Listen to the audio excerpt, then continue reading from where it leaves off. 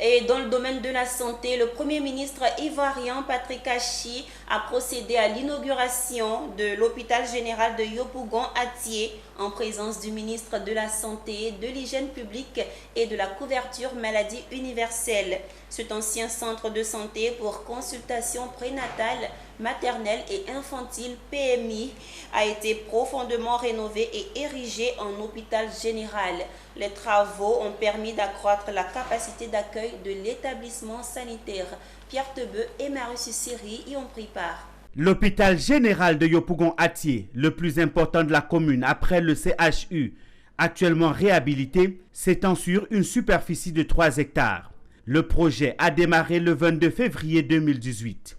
L'ex-PMI de Yopougon-Atié comprenait 7 bâtiments de type pavillonnaire et 4 apatam, et avec une capacité d'accueil de 57 lits seulement. Les travaux de réhabilitation ont donné une nouvelle configuration architecturale et fonctionnelle à cet établissement avec une augmentation du plateau technique et de la capacité d'accueil qui passe de 57 à 123 lits. Aujourd'hui, le plateau technique a été renforcé. Donc nous avons une urgence couplée d'une réanimation. Nous avons un système d'exploration totale avec un laboratoire biochimie et hématologie, un système d'imagerie médicale complet avec un scanner et puis une radio panoramique et tous les autres équipements. Et les salles opératoires ont été renforcées. De la guérite à la maternité et le bloc gynéco en passant par l'hospitalisation. Les 12 bâtiments construits nouvellement renforcent la capacité de l'hôpital général de Yopougon-Atié. Un plateau technique de dernière génération mis à la disposition de l'hôpital pour la santé des populations de la commune de Yopougon. C'est donc un hôpital complet, moderne, avec un plateau technique adéquat et offrant toutes les commodités que le gouvernement met à la disposition des populations de la commune de Yopougon.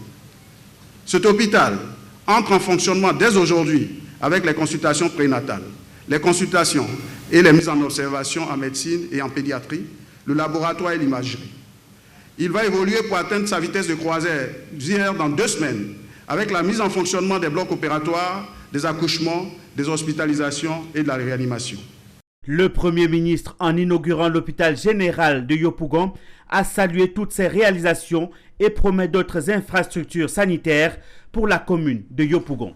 Saisissant l'occasion de ma proximité de vous tout à l'heure, assis à mes côtés, vous n'avez pas manqué de me souffler à l'oreille les différentes infrastructures qu'il restait encore à faire. Oui, grand frère, je n'ai pas oublié. C'est chaud, mais que peut-on te refuser? Donc oui, bientôt, de nombreuses infrastructures verront le jour après celui-ci à Yopougon et ils s'inscrivent dans le programme de son Excellence, Monsieur le Président de la République, suite aux requêtes qui ont été formulées par Monsieur le maire et pour lesquelles nous sommes tous à pied d'œuvre.